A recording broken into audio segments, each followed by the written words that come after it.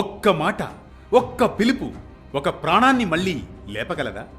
రాముడు పలికిన 2 అక్షరాలు ఒక ప్రాంతానికే పేరు పెట్టాయంటే ఆ మాటల్లో ఎంత శక్తి ఉంది?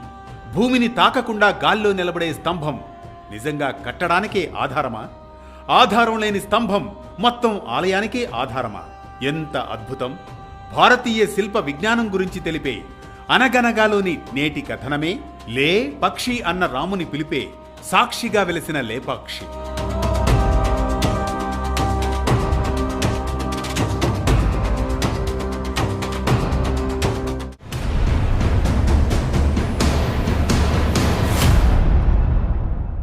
అనగనగా అది త్రేతాయుగంలోని కాలం. ఆకాశంలో రావణుని పుష్పక విమానం, భూమిపై సీతమ్మ కన్నీళ్లు. రామా రక్షించు! ఆ కేక విన్నది ఒక వృద్ధ పక్షి. అమ్మా భయపడకు, నీకోసం నా ప్రాణాలైనా సరే అంటూ అనుసరించింది. కాపాడరా! రావణుని విజృంభణతో రెక్కలు చీలిపోయాయి.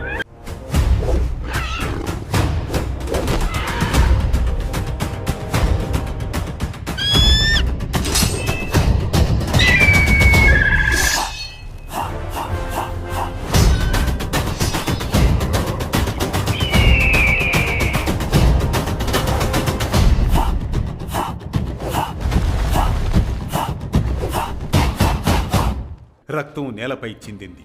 కానీ ధర్మం వెనక్కు తగ్గలేదు. కొద్దిసేపటికి ఆ కొండపైకి రామలక్ష్మణులు చేరారు. గాయాలతో ప్రాణం వదిలే అంచున జటాయువు పడి ఉన్నాడు. అయ్యో జటాయువా, లే పక్షి, లేచి నిలువు! ఆ మాటల్లో కేవలం పిలుపు కాదు, కరుణ ఉంది, కృతజ్ఞత ఉంది. అద్భుతంగా జటాయువు కళ్ళు తెరిచి ఒక్కసారి లేచి నిలబడ్డాడు. ఆ క్షణమే ఆ స్థలం లే పక్షి లేపాక్షిగా ప్రసిద్ధి చెందింది. కాలం గడిచింది, యుగాలు మారాయి. కానీ ఆ ధర్మం జాడ మాత్రం రాళ్లల్లో మిగిలింది. అక్కడే వీరభద్రుని ఆలయం నిర్మితమైంది.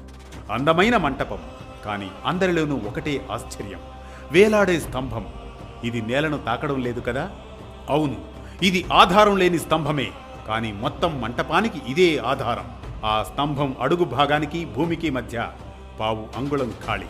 భూకంపం వచ్చినా సరే, ప్రకృతి వైపరీత్యాలు సంభవించినా సరే, మిగతా స్తంభాలు కదిలితే ఈ వేలాడే స్తంభం కిందకు ఆనుకుని అన్నింటినీ కట్టడి చేస్తుందట. అందుకే ఆధారం లేనిది అన్నిటికీ ఆధారమైంది. స్వాతంత్రానికి ముందు ఓ ఇంజనీర్ వచ్చాడు. ఇది నిజమేనా పరీక్షించాలి అని. అతను దాన్ని కదిలించగానే పైకప్పు కూడా కదిలింది. అప్పుడే అందరికీ అర్థమైంది, ఈ స్తంభం కదిలితే ఆలయం